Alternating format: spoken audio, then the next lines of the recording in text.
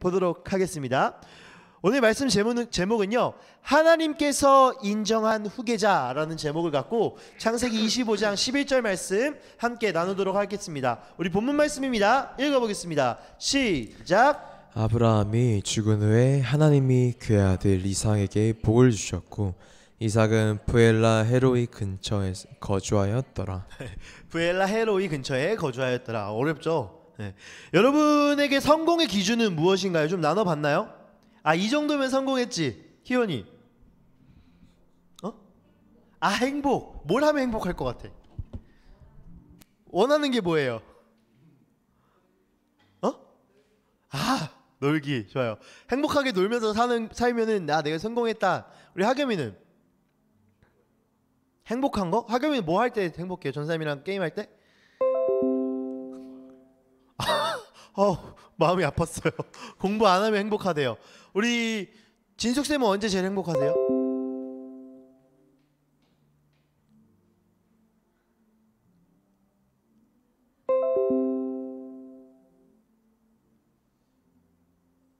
네. 좋습니다. 네. 네. 우리 준원쌤의 성공의 기준이 뭔가요? 저는 뭐가 있지? 네, 저는 나중에 돈 많이 벌어서 사람들 도와주는 게 행복입니다. 좋습니다. 준원쌤의 성공의 기준은 돈을 많이 벌어서 사람들 도와줄 수 있을 정도면 성공했다. 전사님도 한번 생각해봤어요. 성공의 기준이 뭘까? 내 인생에서 성공의 기준이 뭘까? 큰 교회 가서 목회하는 걸까? 뭘까? 이런 생각들을 막 해봤는데 예전에 전사님이 그런 고백을 했어요. 한참, 지금은 이제 많이 안 하려고 하는데 찬양 인도를 한참 한 적이 있었어요. 왜냐면 이제 지금 안 하려고 하는 이유가 제 모습을 알기 때문에, 제가 노래를 어떻게 부르고 있는지 알기 때문에 흑역사를 남기고 싶지 않아서 잘 안 하고 있는데 그때 그런 고백을 했었어요. 한참 찬양 인도 많이 할 때 기도하면 할렐루야 하면서 죽는 게 내 꿈이다 라는 이야기를 했었거든요. 지금 생각해보면 얼마나 무서울까요? 앞에 사람들이 앉아서 같이 찬양을 부르고 있고 제가 앞에서 할렐루야 하는데 그때 딱 죽는 거야. 그때 제 그때 의미는 죽는 날까지 하나님을 찬양하는 게 내 성공이다 라는 생각을 했었거든요. 지금 생각하면 너무 섬뜩할 것 같아요. 앞에서 찬양 인도자가 갑자기 찬양하다 죽으면. 여러분한테 성공의 기준이 무엇입니까? 어떤 성공의 기준을 갖고 살아가고 있습니까? 많은 기준들이 있을 것 같아요. 돈이 될 수도 있고요. 여러분 돈이 많다고 잘못된 건 아니거든요. 돈이 될 수도 있고요. 명예가 될 수도 있고 좋은 전사님처럼 좋은 아내를 만나서 결혼하는 거 듣고 있죠? 네. 그게 성공의 기준이 될 수도 있고 또 뭐가 있을까? 좋은 사람들과 행복하게 사는 것도 성공의 기준이 될 수 있고 누군가에게는 가족의 기준이 될 수도 있습니다. 우리에겐 수많은 성공의 기준이 있고 세상에서 말하는 성공의 기준이 너무나 많습니다. 그렇다면 하나님께는 성공의 기준이 무엇일까요? 여러분, 이삭이 누구와 결혼했죠? 이삭 15살짜리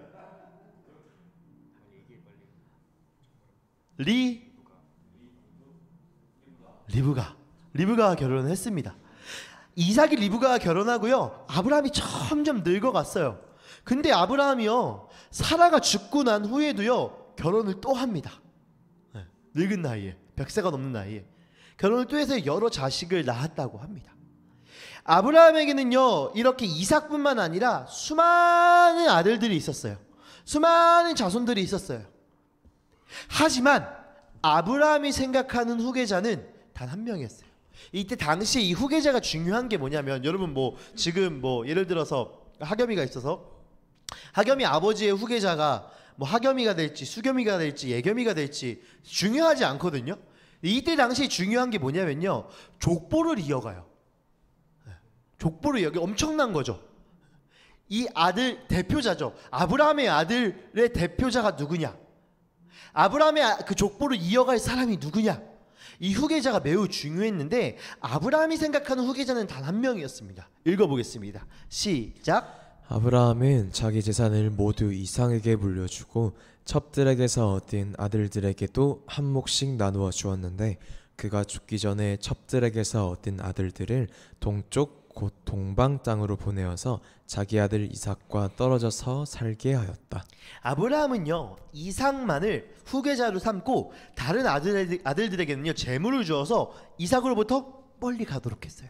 이삭과 떨어지도록 했죠. 이것은요 아브라함의 후계자가 이삭이라는 말은요 다시 말해서 하나님의 약속에 대한 모든 권리가 이삭에게만 물려진 것, 아브라함의 족보를 이을 뿐만 아니라 하나님의 약속을 이어갈 사람이 이삭이라는 뜻이죠. 그래서 중요한 거죠. 하나님의 약속을 이을 아들 누구다? 이삭이다. 읽어보겠습니다. 시작. 아브라함이 누린 횟수는 모두 175해이다. 아브라함은 자기가 받은 목숨대로 다 살고 아주 늙은 나이에 기운이 다하여서 숨을 거두고 세상을 떠나 조상들이 간 길로 갔다. 아브라함이 언제 죽었다고요? 175, 175세에 세상을 떠납니다. 아브라함이요 죽고 난 뒤에 어디에 묻혔을까요? 퀴즈 5칸 올려줄게요. 여러분이 들어보지 않을 수가 없는, 어디에 묻혔을까요?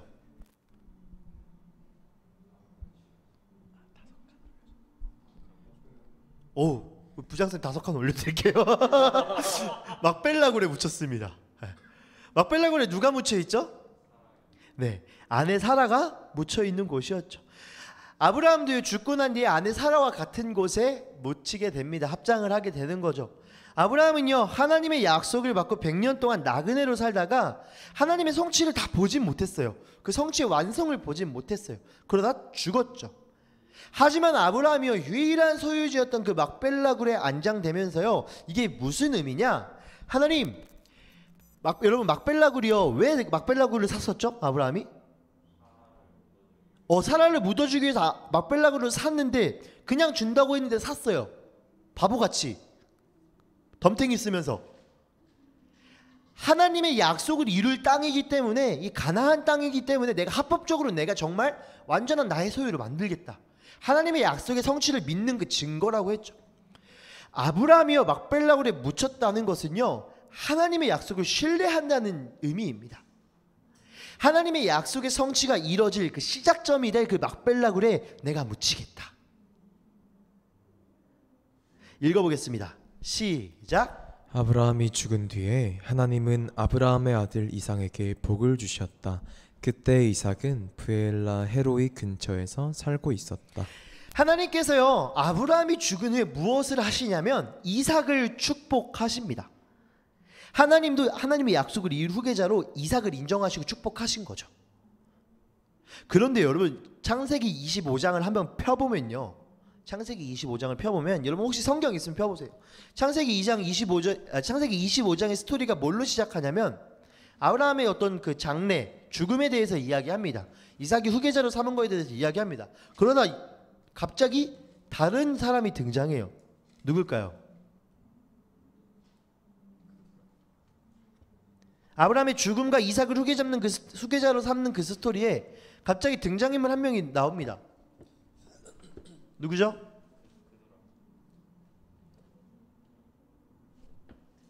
(12절) 한번 보세요. 이스마엘이 등장해요.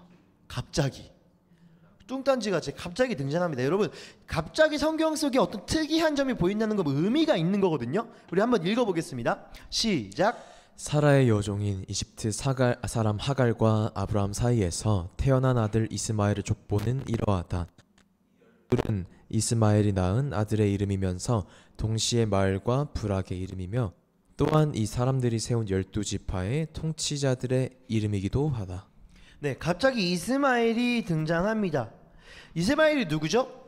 예전에 아브라함이 하나님의 약속을 신뢰하지 못할 때 자신의 여종인 하갈과 낳은 아들이 누구냐? 이스마엘이죠. 실수로 낳은 아들이었죠. 실수로 낳은 아들인 이스마엘의 족보가 등장합니다. 여러분 근데요 그 이스마엘이 어떻게 됐대요? 그 자손이 번성하였고요 마을을 이룰 정도로 크게 되었습니다. 땅도 있는 거죠. 왜 갑자기 여기서 이스마엘이 등장했을까요, 여러분? 왜? 아브라함이 죽었고 이삭을 후계자로 삼는 그 사이에 왜 갑자기 이스마엘이 등장했을까? 여러분, 당시에 이삭의 상황을 한번 살펴봅시다.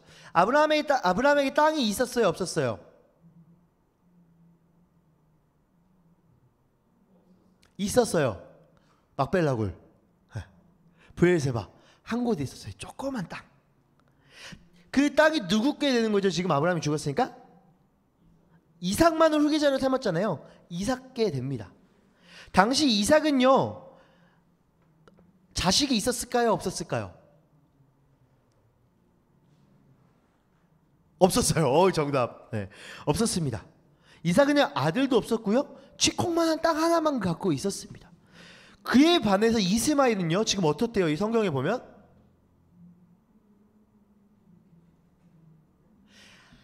25장에 보면 이스마엘의 아들들의 이름이 쫙 나와요. 그리고 그들의 땅들도 쫙 나와요. 12지파를 이룰 정도로 큰 마을을 이루고 살았습니다. 여러분, 합리적으로 생각했을 때, 상식적으로 생각했을 때 이삭보다는요, 이스마엘이 아브라함의 약속을 이루기에는 여러 조건을 갖춘 듯 합니다. 왜요? 하나님의 약속이 뭐였죠?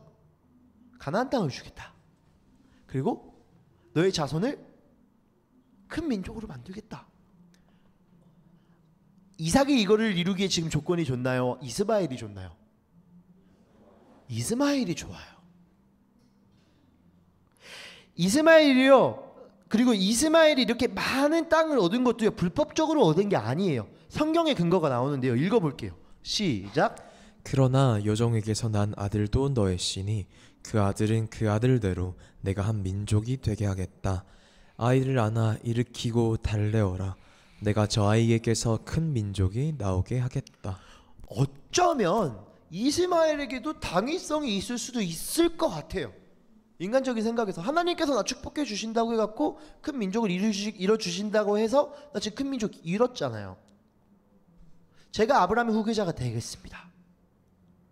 21장에 그 하갈하고 이스마엘이 내쫓기면서 하나님께서 그들을 위로하시면서 축복하신 장면이거든요. 그게 다시 이루어집니다. 하나님의 약속대로 이스마엘도 번성했어요.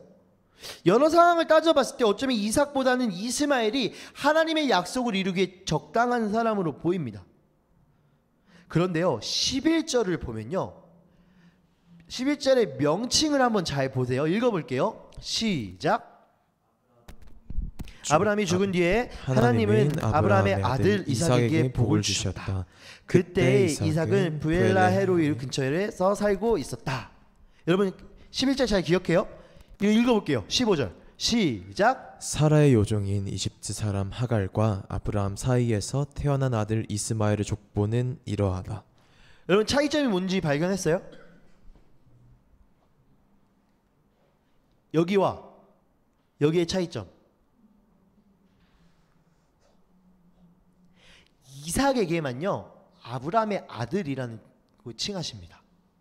여기는요, 그냥 하갈과 아브라함 사이에서 태어난 아들 이렇게만 표현하세요. 하나님은 아브라함의 아들 이삭에게 복을 주셨다 라고 이야기하세요. 하나님께서는 이삭을 아브라함의 후계자로 인정하시는 거죠. 이스마엘은 인정하지 않으시는 거죠. 하나님께서는요, 이삭을 아브라함의 후계자로 인정하시고 이삭을 통해서 하나님의 약속을 이어가실 것을 이야기하십니다. 여러분, 하나님의 약속이 성취되는 길은요, 세상에서 말하는 길과 다릅니다. 이삭은요, 자식도 없었고요, 땅도 너무나 조그만 거 하나밖에 없었어요. 하지만 아브라함의 아들이라고 하나님께 인정받고 축복을 받습니다. 실패한 듯 보이나 성공한 사람인 거죠. 반면 이스마엘은 어떻습니까? 자식도 많았고요, 큰 마을을 이룰 정도로 아주 부유하고 번성한 민족이 되었어요. 하지만 아브라함의 아들로 인정받지 못합니다. 성공한 듯하나 실패했습니다. 이스마엘이 아무리 자식이 많고 아무리 땅이 많을지라도 하나님께서는요, 이삭만을 아브라함의 후계자로 삼고 계신 것입니다. 이삭을 통해 아브라함에게 약속하신 것을 이뤄 가시겠다는 거죠. 훗날 이스마엘보다 더 많은 땅과 더 많은 민족을 이루겠다고 하시는 거죠. 우리의 삶을 한번 봅시다. 학벌이 좋고 돈이 많고 능력이 뛰어나고 세상의 인정을 받을지라도 하나님께 인정받지 못하면 하나님의 약속에 포함되지 않은 것입니다. 성공한 듯 하나 실패한 거죠. 반대로요, 모습이 초라합니다. 재력도 없습니다. 명예도 없습니다. 그러나 하나님께서 인정하신 사람이 됩니다. 세상에선 실패한 듯 보이나 성공한 사람인 거죠. 하나님의 성공의 기준이 무엇입니까? 하나님께 인정받느냐, 인정받지 못하느냐. 전사님, 그럼 하나님께 어떻게 인정받을 수 있습니까? 하나님께 인정받는 것은요, 우리가 하나님을 신뢰하고 있으면 됩니다. 하나님의 자녀답게 살아가고 있으면 됩니다. 하나님의 백성답게 살아가는 거죠. 우리는 그저 하나님께서 주시는 그 축복을 세상의 형통함과 세상의 성공과 일치시키지 않으면 되는 거죠. 하나님 나라 백성답게 하나님의 인정을 구하며 살아가는 저와 여러분이 되길 간절히 축복하고 소망합니다. 하나님께서 주시는 축복은요, 세상의 축복과 다릅니다. 그렇기에 소유가 많고 능력이 뛰어나더라도, 성공했다 하더라도 자랑할 일이 아닌 거죠. 세상에서 말하는 성공의 기준을 채우지 못할지라도 주눅들 필요도 없는 것이죠. 우리는 그저 하나님 나라 백성답게 하나님의 인정을 구하며 살아가면 되는 것입니다. 세상과 비교가 되고 세상에서 말하는 성공의 기준으로 인해서 비참해지거나 좌절할 때, 혹은 내가 교만해지거나 내가 스스로 인정하고 있을 때, 여러분 하나님의 말씀을 기억하길 소망합니다. 우리 조금 긴 말씀인데요, 하나님의 성공의 기준에 대해서 이야기합니다. 읽어보겠습니다. 조금 긴 말씀인데 천천히 같이 읽어볼게요. 시작. 마음이 가난한 사람은 복이 있다. 하늘나라도 그의 것이다. 슬퍼하는 사람은 복이 있다. 하나님이 그들을 위로하실 것이다. 온유한 사람은 복이 있다.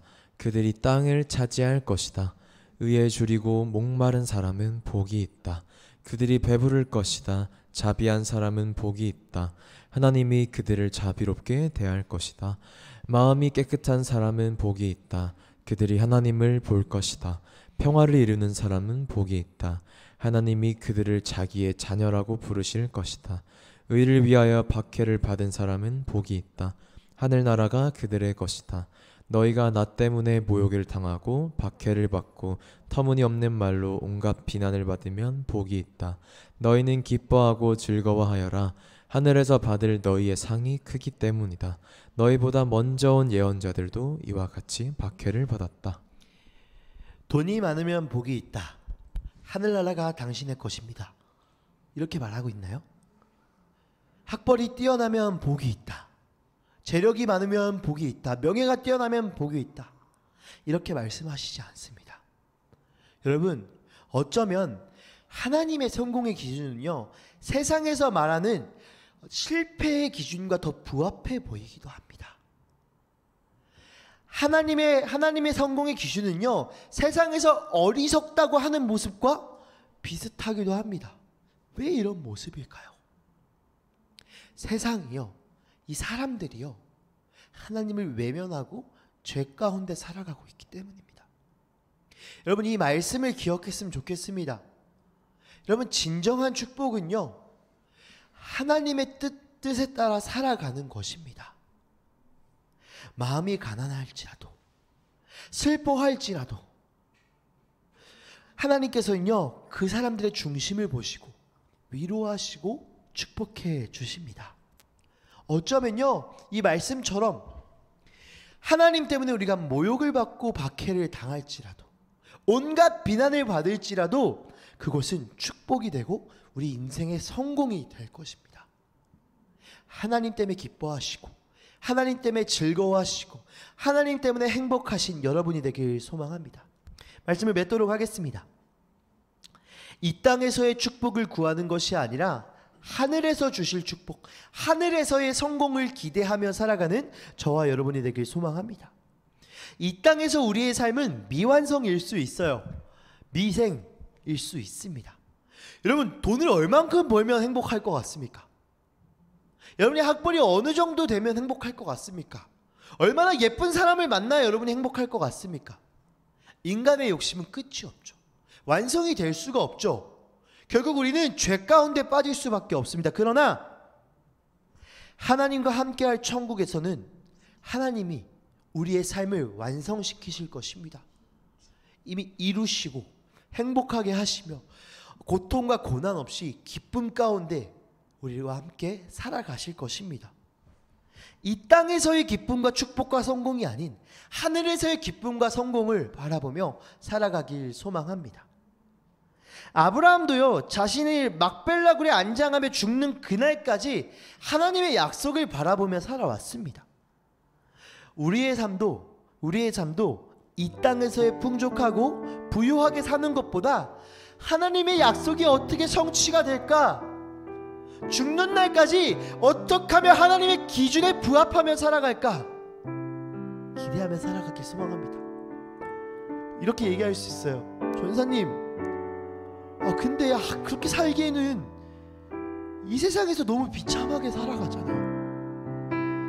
좋은 학교도 가야 되고 돈도 있어야 좀 살 수 있고 학벌도 있어야 좀 사람들한테 무시받지 않을 수 있지 않을까요? 그때 이 말씀을 기억하세요.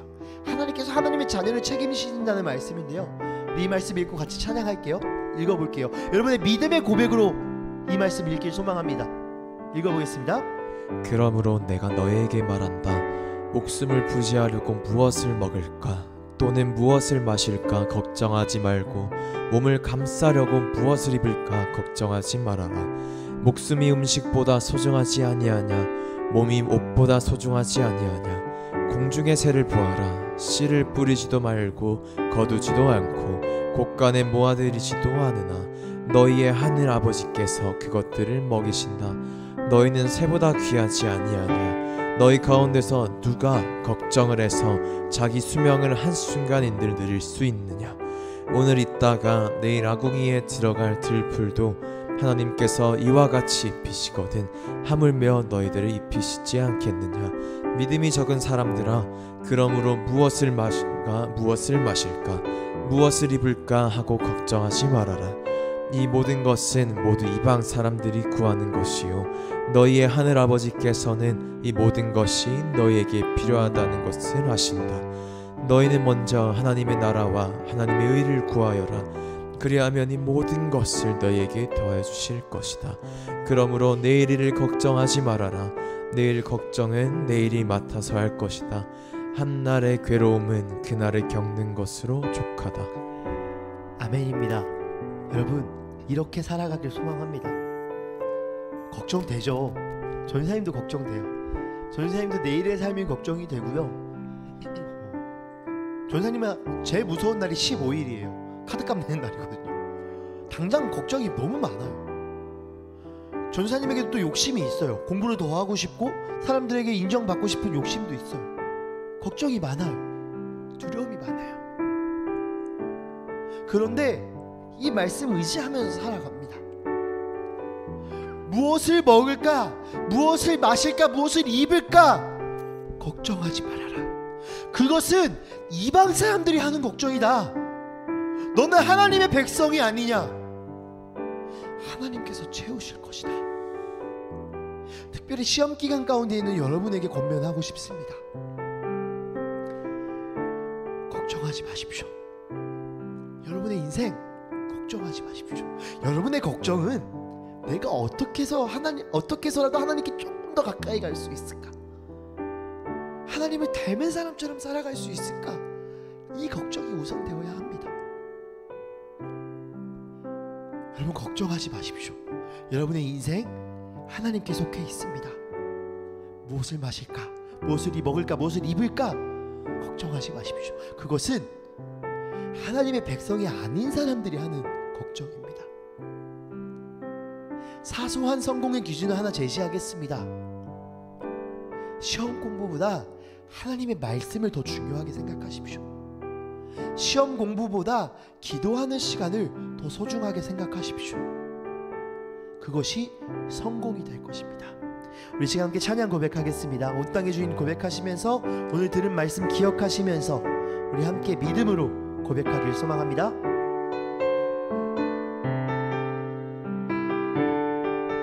함께 고백하겠습니다. 온 땅에 주인 되신 주님이 내 이름 아시며 내 이름 아시며 상한 맘 돌보네 상한 맘 돌보네 어둠을 밝히시는 어둠을 밝히시는 새벽별 방황하는 내 맘 방황하는 내 맘 주의 길 비추시네 나로 인함이 아닌 주가 행하신 일로 나의 행함이 아닌 오직 주로 인하여 나는 오늘 피었다 지는 이름 없는 꽃과 같네 바다에 있는 파도 안개와 같지만 주는 나를 붙드시고 부르짖음 들으시며 날 귀하다 하시네. 우리 다시 한번 이 찬양 고백할 때 가사를 잘 묵상했으면 좋겠습니다. 여러분, 온 땅의 주인 되신 주님, 이 세상과 저와 여러분의 주인 되신 그 주님이 여러분을 기억하신다고 합니다. 그리고 내 마음에 불안과 두려움과 상한 마음이 있다면 그것을 돌보신다고 하십니다. 내 앞길이 어둡고 불안하고 첫 발을 내디딜 수 없는 그 어둠 같은 곳에 방황하고 있는 내 마음에 주님께서 빛을 비추신다고 합니다. 이것은요, 내가 잘났기 때문에, 내가 돈이 많기 때문에, 내가 똑똑하기 때문에, 내가 성공했기 때문이 아니라 그저 하나님 때문에 가능하다고 고백합니다. 우리는요, 오늘 피었다 없어지는 그 꽃과도 같은 존재입니다. 파도가 칠 때 하얗게 치는 그 물결이 순식간에 사라지는데 그 파도와도 같은 존재라고 합니다. 새벽엔 있었다가 곧 사라지는 그 안개와도 같은 존재라고 합니다. 그런 존재인 주님이 우리를 붙들고 계십니다. 우리가 주님께 주여 고백할 때 들으신다고 하십니다. 그리고 말씀하시죠. 너는 나의 자녀다. 너는 나의 자녀다. 여러분, 하나님이 어떤 분인지, 하나님이 나의 아버지이시라는 것, 하나님이 나의 주인이시라는 것, 그것을 기억할 때 우리가 무엇을 먹을지, 무엇을 마실지, 입을지 걱정할 필요가 없어지게 될 것입니다. 하나님의 자녀답게 하나님을 붙들며 살아가십시오. 우리 다시 한번 이 찬양 고백하면서 우리의 믿음을 주님 앞에 올려드리길 소망합니다. 고백합시다. 온 땅에 주인 되신 주님이 내 이름 아시며 상한 맘 돌보네 어둠을 밝히시는 새벽별 방황하는 내 맘 주의 길 비추시네. 우리 2절로 고백하겠습니다. 주님은 나의 죄를 보시고 사랑의 눈으로 날 일으키시네. 바다를 잠잠하게 우리 삶의 폭풍 또한 고요케 하십니다. 내 영혼의 폭풍 고요케 하시네. 나로 인함이 아닌 나로 인함이 아닌 주가 행하신 일로 주가 행하신 일로 나의 행함이 아닌 나의 행함이 고백합시다. 아닌 오직 주로 인하여 오직 주로 인하여 나는 오늘 피었다 지는 나는 오늘 피었다 지는 이름 없는 꽃과 같네.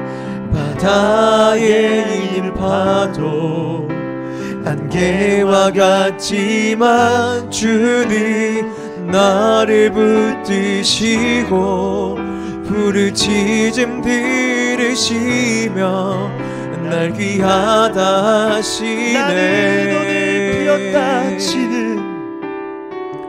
나는 오늘 피었다 지는 이름 없는 꽃과 같네. 바다의 이는 파도 안개와 같지만 주는 나를 붙드시고 부름짖음 들으시며 날 귀하다 하시네. 우리 함께 기도합시다. 주님께서 주신 마음 가지고 하나님, 세상의 성공의 기준이 아니라 하나님의 기준에 따라서 살아갈 수 있도록 하여 주시옵소서.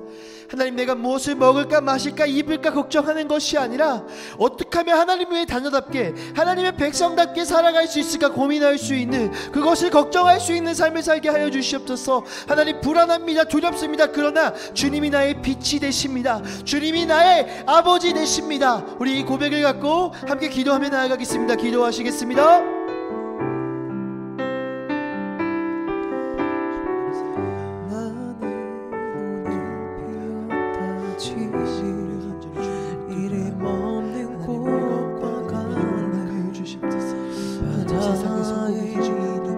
세상을 바라보는 것이 하나님 주님을 붙들고 나아갈 수 있도록 도와주시고, 우리에게 주는 가장 중요한 것이 무엇입니까? 우리에게 가장 필요한 것이 무엇입니까? 하나님, 우리의 학벌이 중요합니까? 하나님, 우리가 돈을 많이 버는 것이 중요합니까? 우리의 성공이 중요합니까? 하나님, 우리는 정말 주의 자녀답게 하나님의 백성답게 하나님, 이방인들이 하는 걱정을 하는 것이 아니라 하나님, 우리가 정말 주님께 나아갈 수 있도록 도와주시옵소서. 주여, 우리를 붙잡아 주시옵소서. 주여, 우리를 붙잡아 주시옵소서. 주님, 우리를 축복하여 주시옵소서. 하나님, 세상 가운데 주의 말씀을 붙들고 사는 것이 어쩌면 어리석게 비춰지고 하나님, 두렵기도 하고 스스로도 불안하기도 합니다. 그러나 주여, 우리를 이 시간 간절히 기도합니다. 주님이 나의 모든 폭풍을 잠잠케 하시며 하나님, 바닷속에서 잠잠하게 하시듯이 우리가 주님을 바라보게 하여 주시옵소서. 주님을 붙들고 나아갑니다. 우리는 주의 것입니다. 우리는 주의 자녀입니다. 우리는 주의 백성입니다. 주여, 우리를 붙잡아 주시옵소서. 우리를 주님 붙잡아 주시옵소서. 하나님, 우리를 붙잡아 주시옵소서. 하나님, 우리를 두렵지 않게 하시고 주의 말씀을 바라보게 하여 주시옵소서. 세상에서 주님 성공의 기준을 모두 충족한 이스마엘이 하나님의 후계자가 될 수 없었던 것은 주님께 인정받지 못했기 때문입니다. 주여, 우리가 하나님께 인정받는 사람이 될 수 있도록 주여 하여 주시옵소서.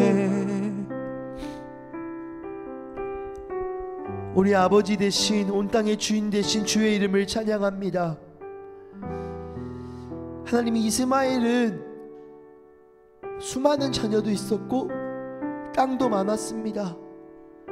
아마 세상에서는 그를 바라보며 저 사람 성공했다 이야기했을 것입니다. 그러나 이스마엘은 하나님께 인정받지 못하고 실패한 사람이 되었습니다. 반면 이삭의 모습은 너무나 초라했습니다.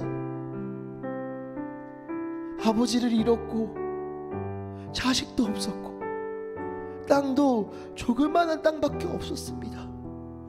누가 그를 인정했겠습니까?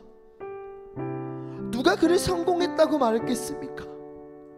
그러나 하나님께서 인정하셨습니다. 그래서 그는 성공한 사람입니다. 주여, 우리의 성공의 기준이 무엇입니까? 좋은 학벌입니까? 돈입니까? 명예입니까? 가족입니까? 우리의 성공의 기준은 하나님께 인정받는 것, 하나님께서 인정하시는 것, 그것임을 우리가 고백합니다. 주여, 주님께 인정받는 사람이 되게 하여 주시옵소서. 세상에서 실패한 듯 보이나 성공한 사람이었던 그 이삭처럼 하나님께 인정받는 사람이 되게 하여 주시옵소서. 그러나 주님, 두렵습니다. 세상을 살아가려면 돈도 좀 있어야 되고 학벌도 어느 정도 갖춰야 무시받지 않고 사람들과의 관계도 좋아야 합니다. 이 모든 것을 포기하기에는 주님, 이 모든 것을 붙잡지 않기에는 주님, 제가 두렵습니다. 그래서 걱정하죠. 조금 더 돈을 벌어야 되는데, 조금 더 좋은 대학에 가야 되는데, 조금 더 성공해야 하는데. 그러나 주님이 말씀하셨습니다. 그것은 이방인들이 하는 걱정입니다. 우리는 하나님 나라 백성입니다. 우리는 하나님의 자녀입니다. 이방인처럼 고민하는 것이 아니라, 걱정하는 것이 아니라 하나님 나라 백성다운 걱정과 고민을 하게 하여 주시옵소서. 세상의 성공보단 하나님께 인정받는 우리의 삶이 되게 하여 주시옵소서. 무엇을 마실까, 먹을까, 입을까 걱정하는 것이 아니라 하나님께 인정받기 위해, 하나님께 인정받는 그 후계자 이삭처럼 살아가기 위해 우리의 삶을 주여 붙잡아 주시옵소서. 특별히 우리 친구들 지금 시험 기간 가운데 있습니다. 많은 압박이 있습니다.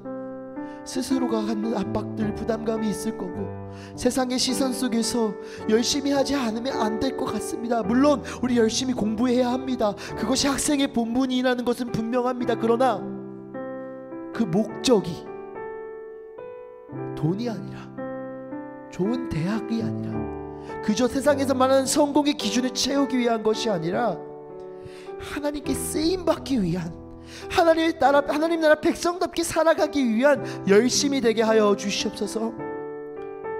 하나님의 말씀을 보는 것이 공부보다 뒷전이 되지 않게 하시고, 하나님께 기도하는 것이 영어 단어 외우는 것보다 뒷전이 되지 않게 하여 주시옵소서.